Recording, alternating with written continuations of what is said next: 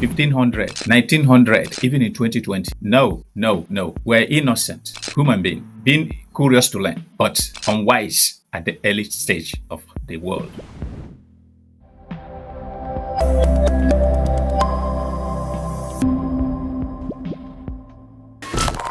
Welcome back to the One Question podcast.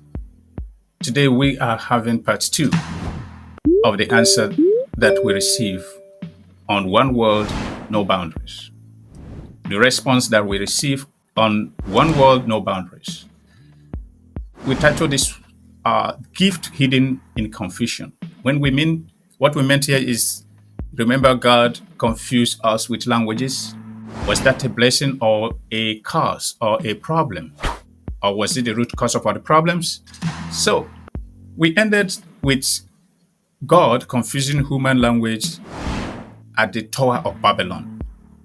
And the question, why would God do that?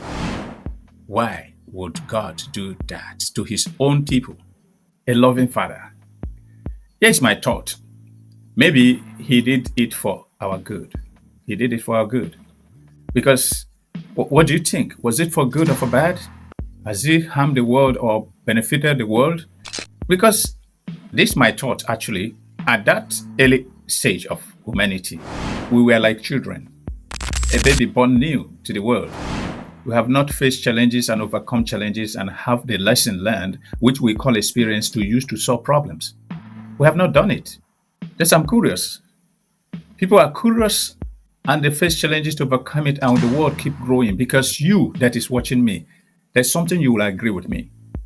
The knowledge, wisdom, and understanding the whole world have today, 2025, is not compared to what they have in 1200, 1500, 1900, even in 2020.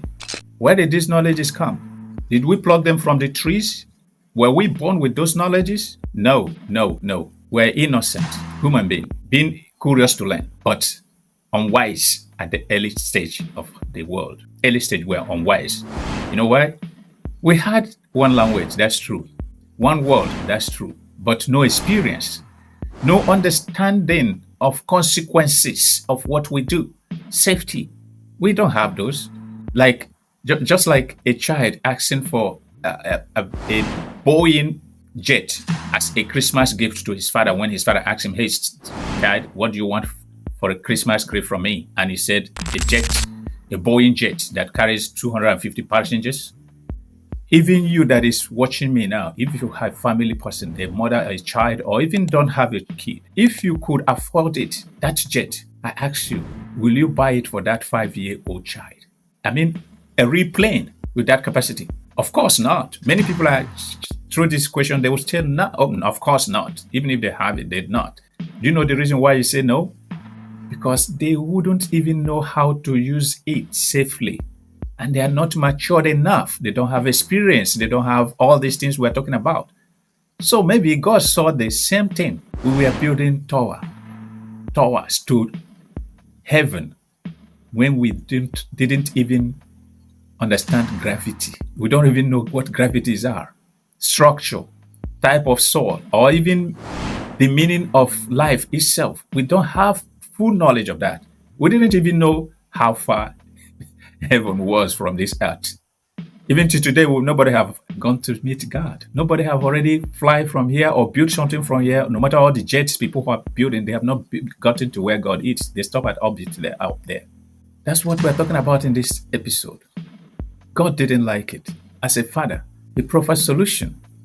And what was that solution? Language confusion. So that we go back. Because the language sends us back to go and face challenges, overcome challenges, have lesson learned, use it to solve problem.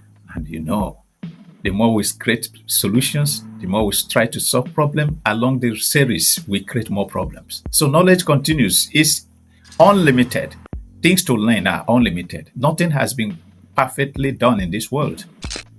Everything is still maybe at their childish stage. We're still progressing, but with more of knowledge and wisdom and experience.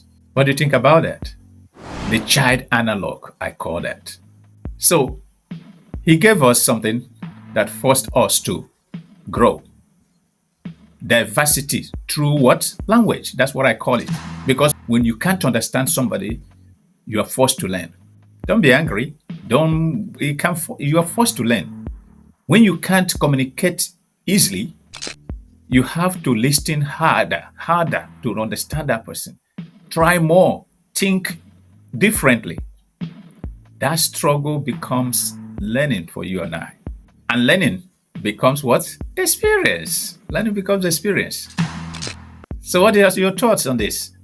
This is part two in response to that answer. So, I'll wait for your response. I'm sure you're enjoying this podcast. If you're not, there must be an episode that will change your mind, that will make you happy, make great fun to you. So, I'll see you on the third part of this discussion. Thanks for watching. Be blessed out there and be safe.